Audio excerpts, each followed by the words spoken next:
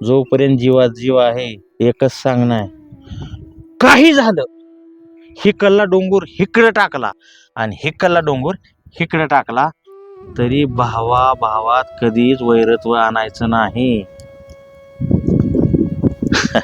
आलं का लक्षात? भाव ही अशी ताकद आहे. भाऊ या शब्दाचा अर्थ बघ, भाऊ उलटा कर, उभा.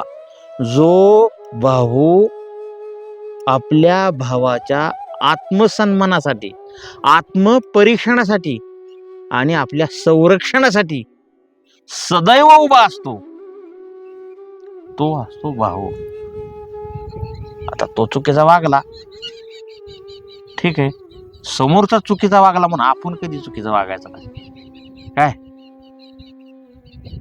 आणि हे उडशाने काय आईले की डोक्यात दगड घालणार नाही.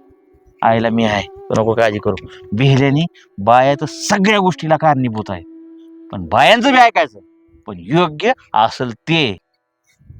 आलं लक्षात? हे तुम्हाला आता नाही कळणार, पण ज्यावेळेस तुम्ही मोठं व्हाल आणि भाऊभावाची लग्न होत्याल, बायका येत्याल, एका घराची दोन घरं होत्याल, त्यावेळेस आपल्याला तुम्हाला कळणार. चला.